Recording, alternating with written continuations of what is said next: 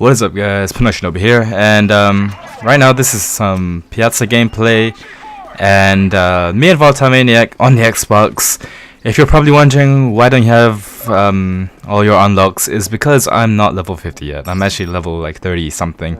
I don't really play Xbox Survival that much, but I am right now because, you know, this is where all the new maps are out. So yeah, right now we're playing PIAZZA. I know this video is long overdue, but here it is. PIAZZA, this is a pretty solid strategy that me and Volatile came up with, and he actually did pretty well. This is our second attempt of the day, and you know, I would have done it with a live commentary, but the thing is, Volatile didn't have a great mic. He's actually using the stock microphone. He has Astros, which he doesn't have access to right now for some reason that I cannot disclose, but you know, that's the reason why we couldn't do live commentary, and you're hearing me.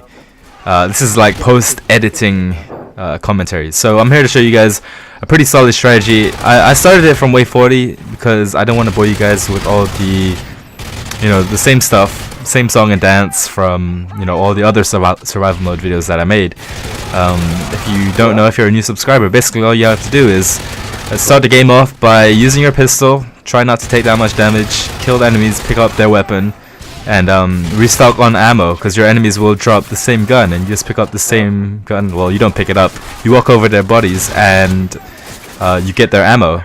So you just keep doing that for a while and keep swapping out your weapon for the enemy's better weapons, because they start dropping better weapons the later the wave you get to. So, you know, the first 5 waves or so, they might use the 1887 shotgun, and then they start using the MP5, and then I think it's the AK-47, and then the ACR, and then the FAD. So you just keep trading it out for the weapons that the enemies are using, and you won't really have to buy one for a while. So as you can see, I'm using the ACR, which the enemies did drop. So I didn't actually have to buy this one, which is good. That's one tactic for saving money. And as you can see, I have 24,000, which is good. You want to save up as much money as possible. You don't want to waste it on things that you don't need. So yeah, if you're trying to get to a high wave, definitely try and save as much money as possible. So as you can see right now, I'm throwing out an airstrike, and I think I fail on this airstrike. I don't really get that many kills. Yeah, I completely failed. I tried to help out my buddy Volatile right there because he was getting pushed back. And this is essentially the strategy. All you have to do is stay in this building. One person gets this door, and one person gets the door right next to it.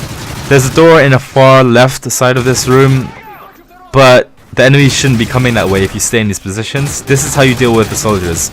The strategy does differ. It changes up a little bit, the strategy, when you know, you get juggernauts or when you get helicopters. It changes a little bit. So hopefully you guys will get to see that, and yeah, take notes, because this strategy is pretty solid. We and Volatile came up with a strategy I think when the map came out, and we haven't played this for a while. So here we go. This is our strategy, and yeah, hope you guys enjoy it.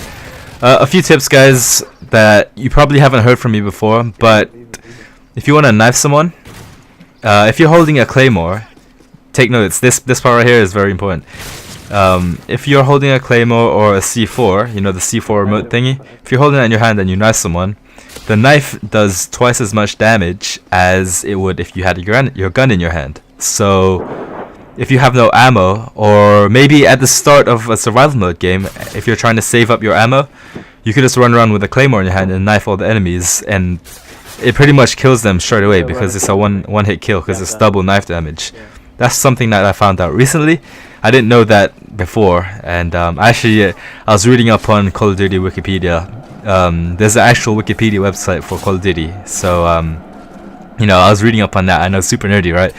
I was reading up on that, and that's where I figured it out. So as you can see, I tried to buy Riot Shield Squad, and you know, the thing is, you can buy them and they can help you to some degree. It depends. You have to use them when, you know, in a situation like this where you have one enemy left and you're basically using that time to do your own thing. Because if you call them in the middle of a round or at the start of a round, chances are they're going to get obliterated and completely destroyed, and it's a waste of money, and you don't want that. So, you know, you have to be really careful of when you call these guys in, because it could end up in you wasting your money. So this here is another tactic. I saw this in a relaxing end video. He was doing this, but I wasn't too sure why. He was just jumping around on resistance. But now I realized why, and now we're using the same strategy. Basically, when you run and jump, You know when you run and then your player runs out of breath and he starts walking? Well, basically, if you jump just before your player starts to run out of breath and starts walking, if you jump in that time, when you land, you'll have fresh legs and you'll be able to run again. That way you're able to cover more ground and you're able to do your loops more efficiently, you know, which is what we do during these Juggernaut rounds. Is we do a special loop around the map that we'll show you soon. And you know, sometimes your player stops running because you know you don't have unlimited sprint, unfortunately. So use that tactic to your disposal, and hopefully you're able to have higher waves as a result of it. So just to recap, when you're running your loop and there are a bunch of enemies on your butt trying to shoot you down, what you could do to make your run a little bit faster, to cover more ground, well, you don't run faster, you just cover more ground. Just before you're about to start walking, after your run, your sprint, you just press X, or what is it on the Xbox? A? It's A on the Xbox and X on the PS3, and you'll jump. And as soon as you land after that jump, you can sprint again. So that's why you see in the Relaxing Ends videos that when he does his loop, he jumps. That's what it does, basically. So there are two brand new tips from Pinoy Shinobi. I hope you guys use that to your advantage. That knifing tip, we're definitely gonna do that. The whole knifing thing when we do our knife challenge, which is something that you guys have been requesting. You guys wanted a handgun challenge, only use me blade challenge, which I think would be pretty fun. Some of you guys said you wanted a sniper challenge, which I'm probably gonna fail horribly. You're probably gonna last like 3 waves or something, because I cannot snipe to save my life. I definitely can't quickscope. And as you can see right now, we're working on these helicopters, and we weren't getting hit markers. Like, if you can hear Volatile on the mic, he's saying that we're not getting in hit markers. There's one helicopter that we was getting hit markers on, this one, but look after we kill it. Look what happens. We start shooting at the other helicopters and we don't get any hit markers. So I thought, what, are we glitched? Is this the end of our survival run? You know, look, watch. I start shooting at it and no hit markers, nothing. But fortunately, this glitch or whatever the hell this was that was happening to us, the helicopters are still getting damaged, which is a good thing, you know. So yeah, see, Volatile was like, yeah, the bullets work. So you know, usually when you get hit markers, it means you're actually hitting them. No hit markers would indicate what? That you're not hitting them, right? So you know, I thought it was a glitch in the game and that would be stuck on wave 42, but fortunately the bullets were still working. So as you can see, I'm still unlocking stuff. I'm not level 50 yet, so you're probably wondering, how do you have sleight of hand if you're not level 50? Well, I got sleight of hand by this trick that me and Volatile do. If you have a partner who's level 50 and you're not, basically you can give him the money. You can give him $5,000 and he can go buy it for you. Just because one person can't buy a perk and another one can, it doesn't mean that they have to take it. So Volatile buys the perk for me and I take it. So that's why I have sleight of hand and I'm not even level 50 yet. So yeah. So as you can see right now, the guns that I'm running an ACR, which to me is a survival mode staple, and I'm using the MK46 LMG, and I have a sentry gun right there. So as for money, I have 15k, which isn't the greatest. You want to have at least like 20k reserved, you know, because when you start going down, that self-revive is gonna take away your money a lot, because self-revive is pretty expensive, you know. So you always want to have that extra money, you know, as insurance. And as you can see, I have a Delta squad.